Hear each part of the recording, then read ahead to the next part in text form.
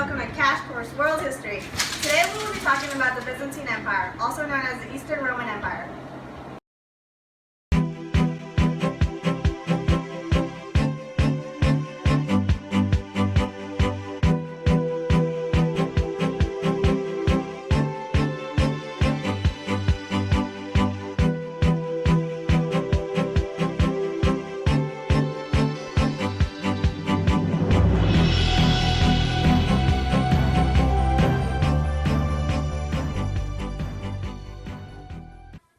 Let's talk about politics.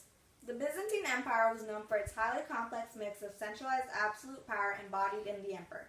A very powerful and capable bureaucracy existed throughout the empire, and it served as the right hand of Constantine in ruling his kingdom. Byzantium dominated the political and military affairs of the eastern Mediterranean because of its economy. Constantine built a distinctive tradition of statecraft and built his new capital, Constantinople, to lavish standards. He was the first Christian emperor at the time and claimed divine favor and sanction for his rule. He intervened in theological debates and used his political position to support views he considered as orthodox. Constantine also initiated a policy called Caesaropapism, in which the emperor ruled as secular lord.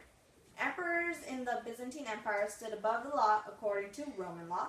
They wielded absolute authority and enjoyed the services of a large and complex bureaucracy. Law and bureaucracy produced an exceptionally centralized state.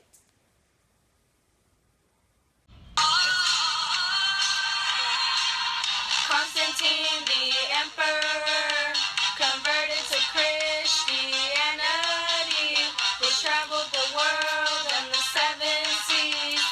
Everybody wanted to convert, some of them wanted a schism between the Eastern and Western Church. Eastern was led by the Patriarch, the Western was led by Pope Leo.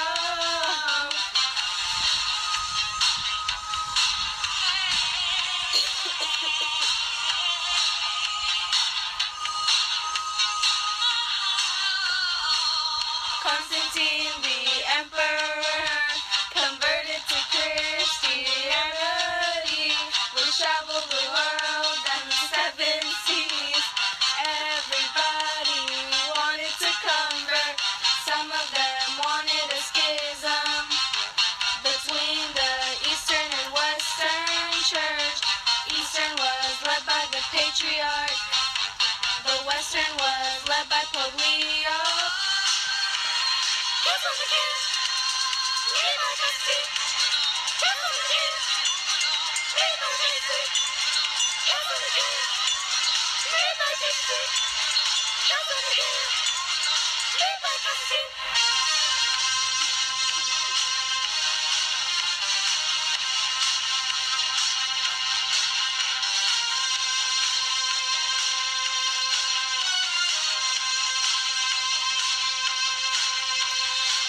But then wanted a schism between the Eastern and Western Church. The Eastern was led by the Patriarch, the Western was led by Pope Leo.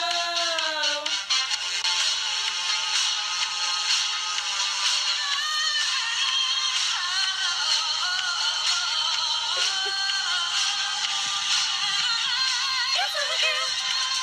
Lead by Constantine. Guess what again? Lead by Constantine. Guess what again? Lead by Constantine.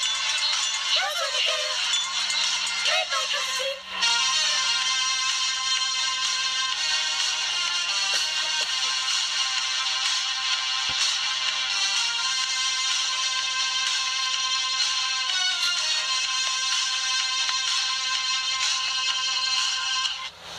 Now we are going to be talking about religion and important religious figures in the Byzantine Empire. Constantine served as Emperor of Rome from 306 to 337 AD. He stopped the persecution of Christians and converted to Christianity. His conversion inspired and encouraged many other Romans in the empire to convert as well, spreading Christianity throughout Europe. Byzantine Christianity differed from early Christianity and had a very close relationship with the imperial government. Constantine intervened in theological matters, paving the way for many Caesaropapism emperors after him to also participate actively in theological and religious debates. Constantine established the Council of Nicaea, which brought together bishops, leaders, and spokesmen from all the Christian churches to examine Arian views. Arians were people who followed a priest named Arius from Alexandria and taught that Jesus was not co-eternal with God. Christians in the Roman Empire believed the contrary, that Jesus was God himself and a mortal human being at the same time. Constantine favored Roman theologians rather than Arians, having the Council of Nicaea expand Orthodox Christianity and view Arianism as heresy.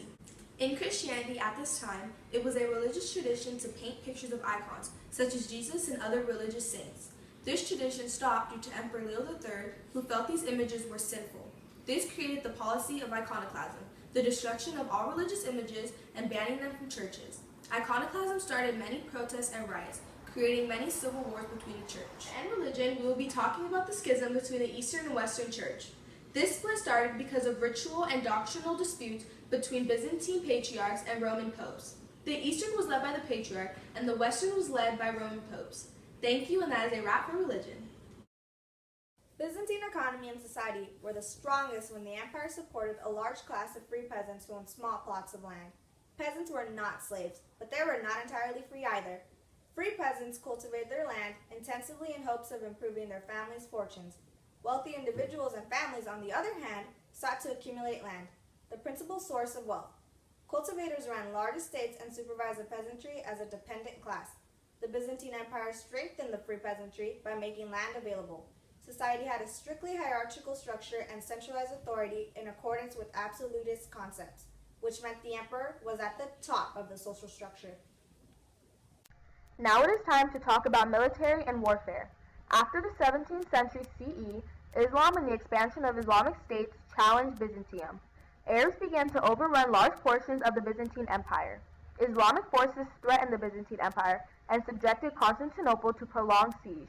Byzantium resisted Islamic forces and responded to these threats through military technology. Byzantine forces then used the weapon Greek fire, a devastating incendiary weapon made up of sulfur, lime, and petroleum.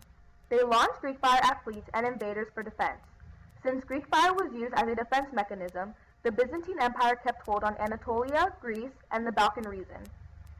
Economic development in Western Europe also contributed to military and political expansion. By mid-century, Norman adventurers expelled authorities in southern Italy. Now we are going to Sebastian for some information on Byzantine trade. Byzantium's economy was very rich, and it was mainly based on trade, so let's go to the thought bubble.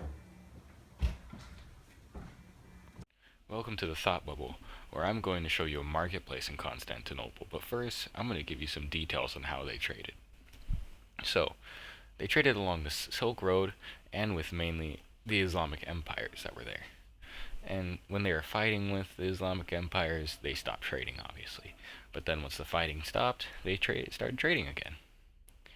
Usually they traded for luxury goods like these here, spices, and they also traded for weapons. This trade made the Byzantine Empire very rich, and they had loads of money from this. It made them strong and powerful, giving them all this gold. Thank you, Thought Bubble.